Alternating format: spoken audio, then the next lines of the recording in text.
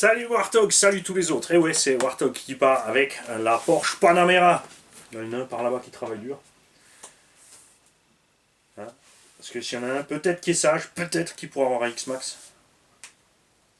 N'est-ce pas, monsieur Wolf? Et Peut-être. peut-être. Alors, pourquoi c'est Warthog qui a pris la Porsche Panamera? Vous le savez, il y a certains engins qui arrivent au garage, qui sont des dons.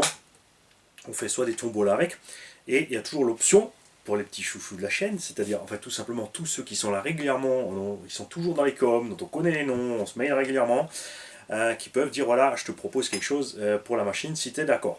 On fait ça en général avec les machines qui sont anciennes où il n'y a plus de pièces, parce que faire une tombola avec une ancienne machine où il n'y a plus de pièces, c'est un peu un cadeau empoisonné, parce que quelqu'un, alors, vraiment si c'est un amoureux de la chose qui gagne, tant mieux, mais si c'est monsieur tout le monde, qu'est-ce qu'il va faire une fois qu'il aura flingué la machine? Eh ben rien. Tu vois. Donc il y a des machines qui sont plus proches de pièces de collection qu'on préfère donner à des gens qui ont déjà le même type de machine, qui ont ramassé 3-4 de ces anciennes machines. On en aura une qui roule avec un stock impressionnant de pièces qui va avec. Là on a une machine qui est arrivée toute neuve, sortie de la boîte, version charbon, pas utilisée, rien. On l'a équipée avec un combo brushless. Et pas un truc trop triste, hein, un 4 tours 5. Donc on est, je crois, 7000 kiwis. Par là, 6 ou 7000. Avec le MH120, tout est réglé de façon agréable. Il y a la radio évidemment avec, roule en 2 et 3S. On a réglé les suspects parce qu'on avait un kit complet de ressorts options qu'on avait reçu d'un tonton. Et là, ça va vraiment, franchement, super bien. On a mis les biellettes longues pour avoir de la garde au sol pour parking. Rien n'empêche évidemment de rabaisser le véhicule pour le passer vraiment en circuit à 5 mm du sol pour ceux qui roulent en salle et moquette. Il y a évidemment toutes les pièces neuves qui sont fournies avec par HPI pour changer les angles de train avant, les biellettes, tout ça, parce que là elles sont fixes. La transmission de cette RS4 est,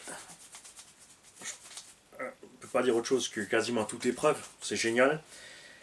Il y a 4 roues mousse avec, il y a 4 roues slick avec. C'est des roues chinoises qui vraiment étaient une surprise agréable. En 2S, 3S, ça risque de ballonner quand même.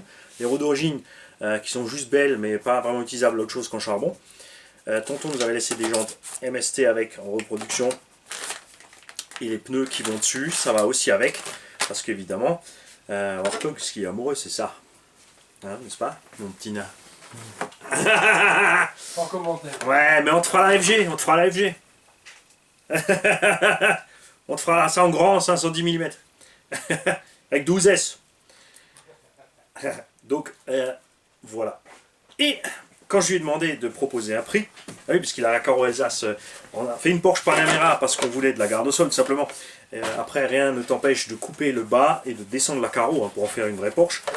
Tu as aussi l'aileron avec, offert par un passe-partout, avec les nombreux accessoires de 1/10 qui m'a filé avec, pour faire un gros méchant aileron, le GT3 RS.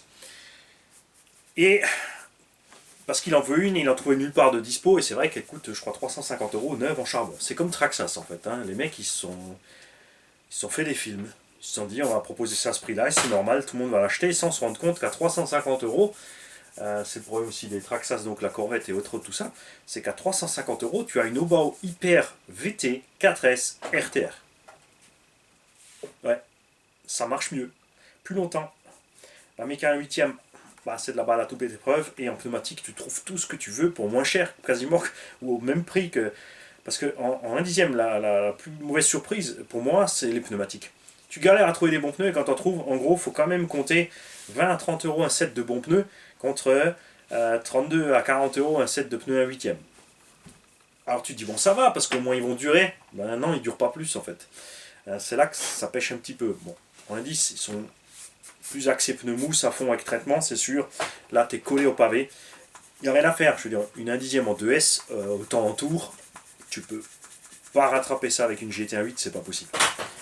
Enfin, avec les pneus mousse et machin, mais tu changes à chaque course ton train de mousse. Donc, le budget à la fin aussi, c'est en conséquence. Hein. Les performances sont un coût. C'est comme ça sera toujours comme ça. Enfin, sauf peut-être les mauvaises performances. Ça n'a pas de coût, ça. C'est gratuit. C'est gratuit. Quoique, des fois, quand ça loupe, c'est moche quand même.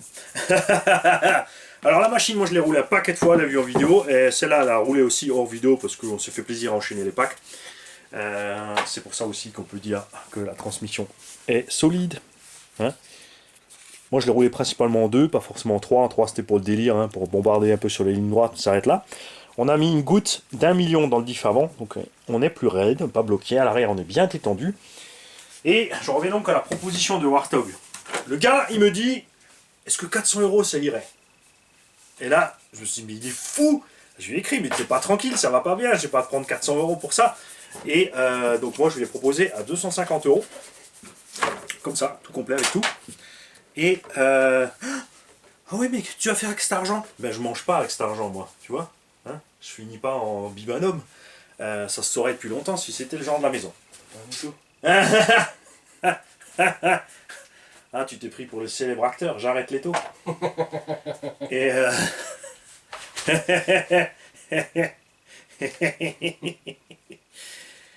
et donc cet argent va partir pour quoi? Ben, va partir pour acheter une machine qu'on pourra présenter en vidéo, qu'on pourra tester. Ce genre de choses que je vais utiliser pour acheter une machine que j'ai pas forcément envie d'acheter pour moi. Parce qu'il y a des caisses que j'achète pour moi parce que j'ai envie de les acheter. Vous avez vu, il y a des engins. Alors, soit je le sens mal ou j'ai pas envie. Et il y a quand même plein d'abos qui me disent ouais, est-ce que tu pourrais le tester, qu'on ait un avis clair dessus, machin. Et c'est à ce moment-là que ça va servir, tout simplement. Et donc ça en fait profiter tout le monde, puisque tout le monde va pouvoir avoir la machine qu'on va tester, on va l'essayer, on va la machin. Et ensuite, elle est revendue d'occasion avec un prix super sympa. Tu vois, c'est un peu le roulement. C'est sûr, on monte un peu en gamme doucement depuis le début de la chaîne. Au départ, c'était des petites choses. Là, on commence quand même à attaquer méchamment du sérieux. Alors, j'aurais pu rester sur les petites choses et mettre tout l'argent dans les fouilles. Hein? Mais voilà, c'est pas le cas.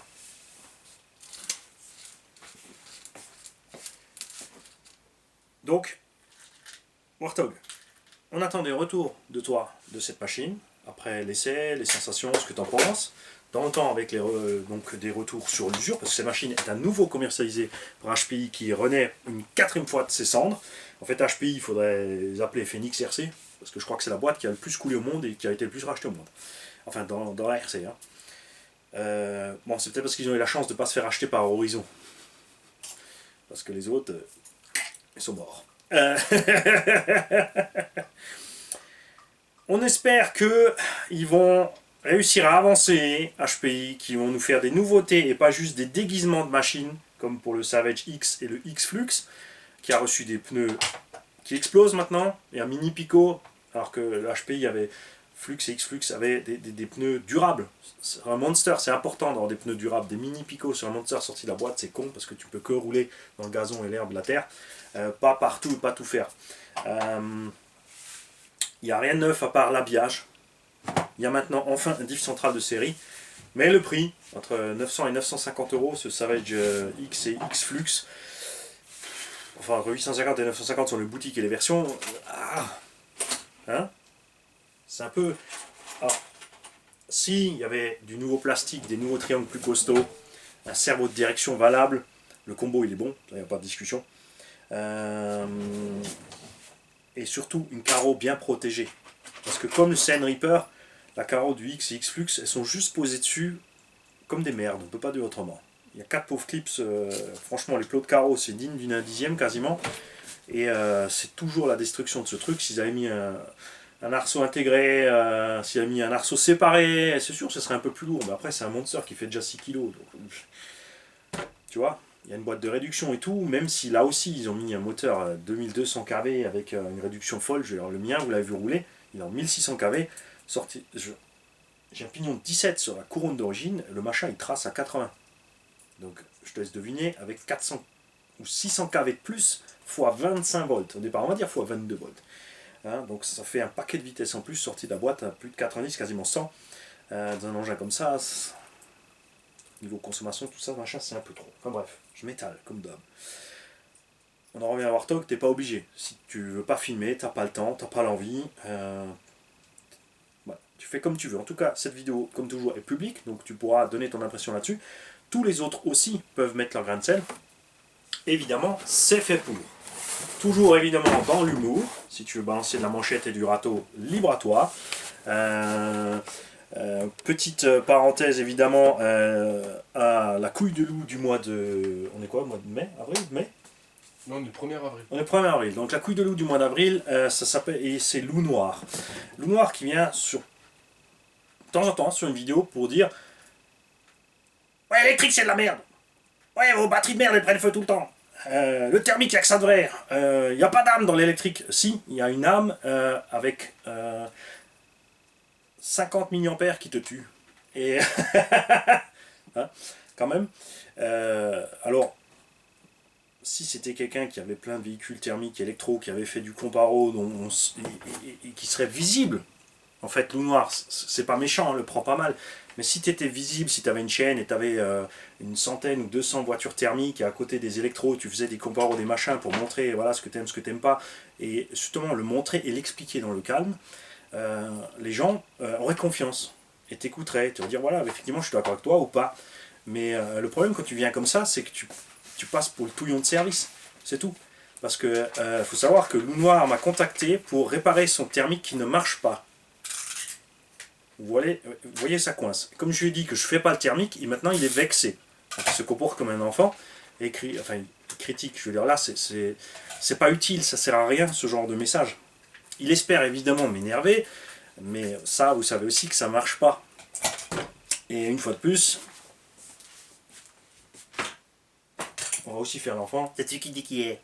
Parce que quand tu as un thermique en panne sur l'étagère et que tu critiques les électros, tu vois où je veux en venir. Ça va pas du tout. Si encore tu avais ici un nouveau véhicule brushless dernière génération, je pourrais comprendre, mais toi-même tu as un vieux thermique en panne. Loup Noir. Tu vois où je veux en venir. Donc tu n'es évidemment pas banni de la chaîne. Tu peux écrire, mais détends-toi. Reviens, mais dans le calme. Tu peux dire ouais c'est vrai, j'ai peut-être abusé un peu parce que j'étais vexé, parce que tu peux pas réparer ma voiture ou tu veux pas. Parce que oui, je veux pas, même si j'avais le temps et même si j'ai les connaissances, je n'ai pas envie de faire du thermique parce que sinon il y en aurait sur cette chaîne. Tu vois ce que je veux dire?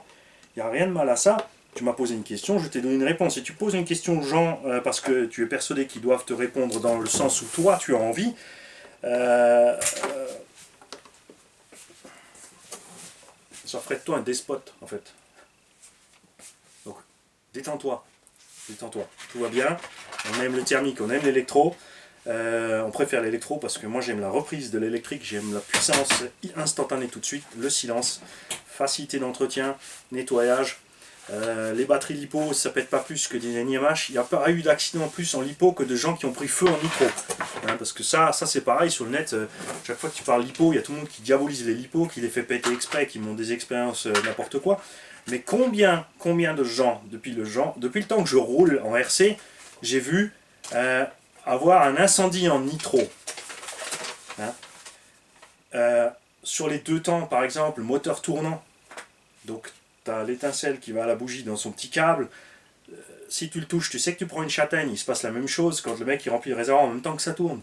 Si une goutte d'essence passe, ça laisse passer un peu de courant et c'est le massacre. Je te parle pas des vieux de la vieille avec la clope dans le bec. Hein? Tu vois où je veux en venir. Il y a des accidents partout. C'est pas le matos qui est foireux souvent, c'est l'utilisateur dans la plupart des cas. Après tout reste de la technique humaine de toute façon. Je veux dire, enfin même la nature te fait des blagues. Tu peux passer dans la forêt et un arbre te tombe sur la tête. Hein, on peut aussi dire ces couilles en arbre tombent tout le temps sur les humains. Non, c'est l'inverse, c'est l'humain qui se promène tout le temps sous les arbres. Mais c'est là où je veux en venir. Donc les gars, bonne journée à tous. Et oui, donc j'inaugure officiellement ici la nouvelle série de la couille de loup du mois 2. Et régulièrement comme ça, des commentaires qui seront... On va prendre des gens qui vont lancer des commentaires déplacés ou foireux ou agressifs, tu vois, ou en voulant donner des ordres ou en étant dédaigneux, qui seront cités. Pas dans le but de se foutre de leur gueule, ça nous fait marrer, mais c'est pas pour se foutre de ta gueule, c'est ton commentaire qui nous fait rigoler. Tu n'es pas bloqué sur la chaîne quand tu fais ce genre de choses et tu peux à tout moment venir dans le calme et dire et admettre que oui, ok, c'était pas comme ça que tu voulais dire, t'étais de mauvais poil, c'était pleine lune, t'avais tes ragnagnas, t'avais caca dur, tu vois, je veux dire, pas de soucis, no stress les mecs. À bientôt, ciao.